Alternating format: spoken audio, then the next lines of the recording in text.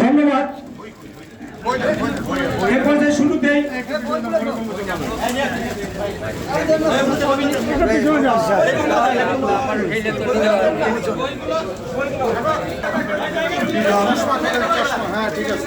উপস্থিত সুবিধান, আমি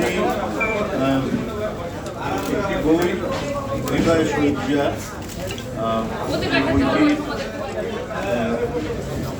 উন্মোচন করব কয়েক মিনিটের মধ্যে। আমি আজকে আজকের এই অনুষ্ঠানটি আমাকে আমন্ত্রণ জানিয়েছিলেন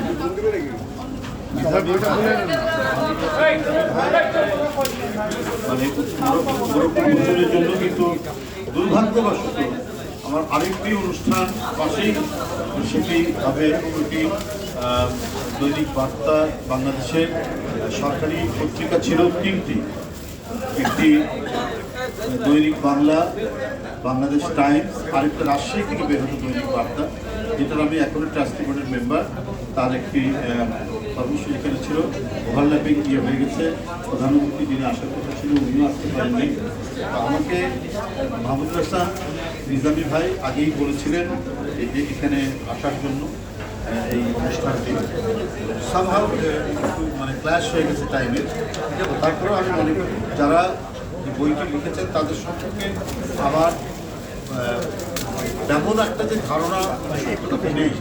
আমি নিজামী ভাই চিনি এদেশে, আমি ব্যতিক্রমী যে সমস্ত কাজগুলো হয়েছে সেটার একজন অন্যতম আমি বলবো নায়ক, যারা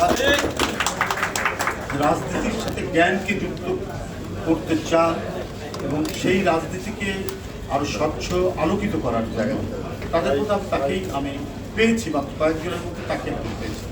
উনি জাতীয়তাবাদী কৃষক দলের সাথে যুক্ত ছিলেন দীর্ঘদিন ধরে। উনি ফার্সি এমন একটি ভাষা, একসময় উপমহাদেশের রাষ্ট্রভাষা, এবং ফার্সি শিক্ষার যদি এই ভাষাটাতে শেখা যায় তো আমরা এই উপমহাদেশ, শুধু বাংলা নয়, এই উপমহাদেশের আমরা অনেক বস্তুনিষ্ঠ ইতিহাস সম্পর্কে আমরা জানতে পারবো, যে ভাষাটি একেবারে রপ্ত করেছেন মাহমুদুল হাসান নিজামী। এই জন্য আমি তাকে শ্রদ্ধা করি এবং একজন গুণীজন মানুষ হিসেবে মনে করি।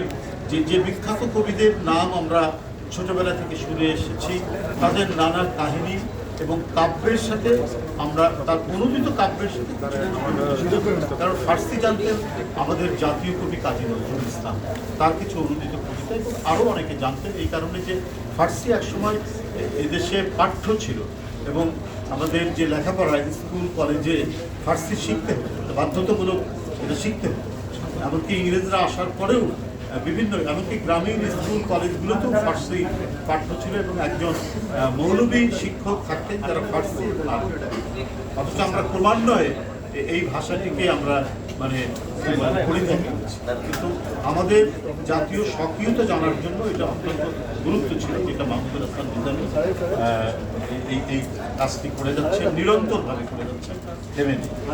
হৃদয় শহীদ জিয়া, এই নামটি শুনলেই আমাদের যারা জাতীয়তাবাদী রাজনীতি এবং আমরা যারা মোটামুটিভাবে কিছুটা দেশপ্রেম এবং কিছুটা এই সার্বভৌমত্ব স্বাধীনতা, জোর করে বলতে পারবো না সবাই আমরা একেবারেই যে খুব স্বাধীনতা সার্বভৌমত্বের জন্য অতন্ত্র প্রহরী, কিন্তু যারা এই দর্শনকে দিয়ে গেছেন নিজেদের জীবন দিয়ে, তাদের নিয়ে কোনো বই রচিত হলে সেটা আমাদের মতো ক্ষুদ্র কর্মীরা অত্যন্ত আপ্লুত হই, আবেগ আপ্লুত হই এবং আমাদেরকে আমরা এই বইটি পাঠ করব, এটা চর্চা করব এবং নিঃসন্দেহে আমি মনে করি যেহেতু এটির সাথে জড়িত আছেন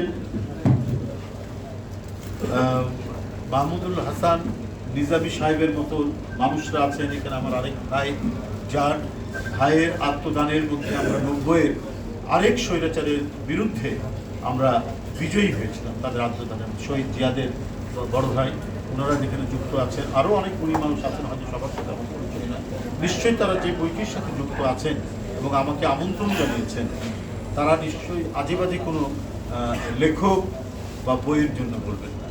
একজন মহান রাষ্ট্রনায়ক এদেশে, তার উপরে লিখিত বই। এটা উৎকৃষ্ট এবং অবশ্যই এটা পঠনযোগ্য, পাঠযোগ্য একটি বই হবে বলে আমি বিশ্বাস করি। আমি সবাইকে আন্তরিক ধন্যবাদ জানাচ্ছি।